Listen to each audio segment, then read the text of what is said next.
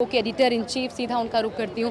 Ma'am, हम बहुत बार कहते हैं अपूर्णीय क्षति, कई बार, क्योंकि लोगों का जाना बहुत आहत करता है, लेकिन वाकई कभी कभी नहीं भरा जा सकता। आज लता जी के जाने पर ये कहा जा सकता है कि नामुमकिन है इस नुकसान की भरपाई।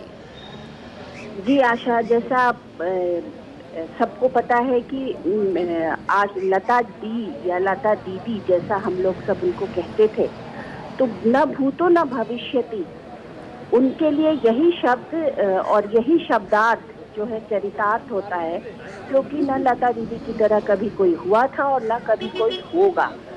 सिर्फ टैलेंट ही नहीं, उनकी पूरी पर्सनालिटी, उनके पूरे पर्सोना को आप देखिए तो लगता है कि हम सब, स्पेशली मैं तो एज अ वुमन बहुत ही I used to feel very proud कि I am a woman, because एक आशा लता दीदी जैसी एक महिला हमारे सामने है। जिस तरीके की उनकी जर्नी रही, जिस तरीके का उनकी लड़ाई रही, जिस तरीके का उनका संघर्ष रहा और जिस तरीके के उस संघर्ष से वो ऊपर आई, किस चीज के बदौलत? अपने टैलेंट के बदौलत। तो शत शत प्रणाम, क्योंकि ना कभी लता दीदी जैसी कोई हुआ और ना कोई होगा।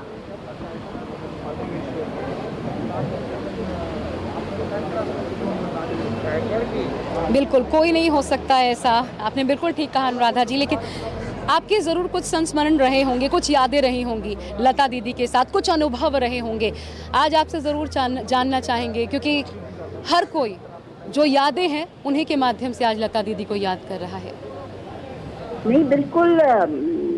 सबसे बड़ी बात की लता दीदी की तरह से सहज, इतनी ऊंचाइयों को छूने के बाद कोई इतना सहज हो सकता है, ये एक अपने आप में बहुत ही, जिसे कहते हैं कि आप पूरी जिंदगी किसी को देखते रहे और उससे सीखते रहे, तो ये लता दीदी थी। सबसे बड़ी तो बात, इतनी हम्बल, इतनी मां स्वरूप, और सबसे बड़ी बात कि बिल्कुल सहज, ना किसी चीज का दबाव, ना किसी चीज का प्रेशर, लेकिन अपनी जर्नी और अपनी लड़ाई को जिस तरीके से उन्होंने पूरी फिल्म इंडस्ट्री, आप समझ सकती हैं, जब फिल्म बॉलीवुड जब बढ़ रहा था और बॉलीवुड का जो क्रिएशन था उसमें वो एक मेल डोमिनेटेड सोसाइटी थी, वहाँ महिलाओं का, वहाँ लड़कियों की आवाज बना के मेन गाते थे, तो उसमें लता दीदी का होना और अपने टर्म्स पे रहना, एक संस्मरण उन्होंने ही बताया था कि उनको एक किसी गाने के लिए वो एक सर्टेन प्राइस चार्ज करती थी, और जब चूंकि नए नए सिंगर्स आने लगे तो उनको किसी ने कहा, एक बड़े सीनियर प्रोड्यूसर डायरेक्टर ने कहा कि आप अपनी प्राइस को कम कर दीजिए, नहीं तो हम औरों के पास चले जाएंगे।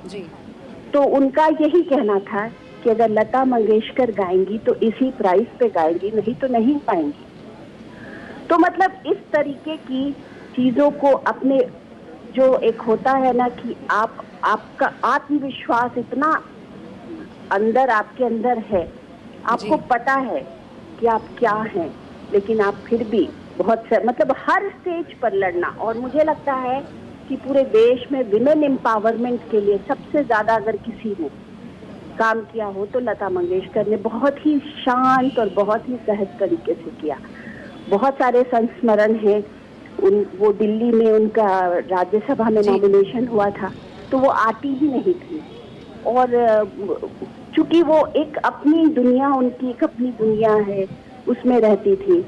मतलब आप उनसे एक बार जब हम लोगों ने उनका एक इंटरव्यू किया रूबरू, उसमें जब उन्होंने बातें करनी शुरू हुई तो हम उस समय, आपको पता होगा कि 20-20 मिनट के यूमैटिक टेप्स होते थे, तो वो टेप्स हमारे कुछ 20-25 टेप्स खत्म हो गए, लेकिन उनका इंटरव्यू खत्म नहीं हुआ। वो बोलती गई और पूरी अपनी जर्नी को उन्होंने जो बताया, वो मतलब जब कभी आप संस्करण लिखेंगे, मैं लिखूंगी तो जरूर उसको याद करूंगी, क्योंकि हर लाइन में कोई ना कोई एक सीख थी। तो ऐसी थी लता दीदी।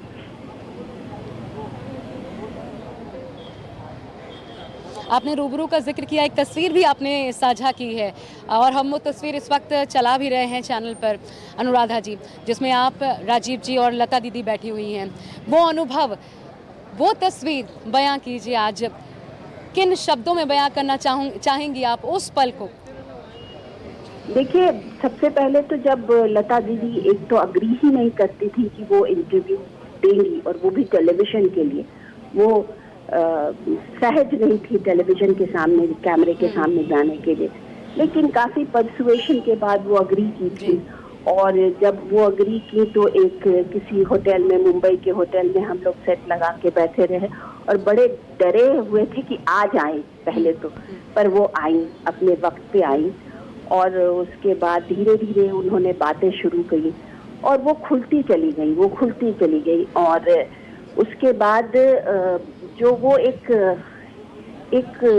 जो उन्होंने जितनी बातें की और जितनी बातें बताई, जैसा मैंने पहले कहा कि वो हर लाइन में एक सीख थी, लेकिन उसके अलावा फिर वो जिसे कहते हैं ना, बिल्कुल एक चाइल्ड लाइक, एक बच्चे की तरह उनकी पूरी चीज थी। अगर कभी आप फोन पर उनसे बात भी करें तो उनकी आवाज इतनी भोली और इतनी सरल थी, और वो हमेशा बोलती थी कि मैं लता बोल रही हूँ। तो आप वो जो एक चाइल्ड लाइक एक जो होती है ना इमेजरी, वो हमेशा किसी भी चीजों से, हर तरीके के प्रेशर को झेलते हुए भी अपने आप को कैसे कोई बचा के रख सकता है, तो ऐसी लता दीदी थी। बिल्कुल, बेहद सहज, सरल, लेकिन जैसा आप बता रही हैं उतनी ही स्वाभिमानी, एक महिला, नारी सशक्तिकरण की अद्भुत मिसाल ये कहा जा सकता है लता दीदी के लिए। बहुत बहुत शुक्रिया आपका अनुराधा जी हमारे साथ जुड़ने के लिए। नमस्कार, मैं हूं मानक गुप्ता। अगर आपको हमारा ये वीडियो पसंद आया हो तो इसे लाइक और शेयर जरूर करें, और हाँ, हमें सब्सक्राइब और फॉलो करना ना भूलें ताकि आप देश और दुनिया की कोई खबर मिस ना करें। तो जुड़े रहिए हमारे साथ और देखते रहिए News 24।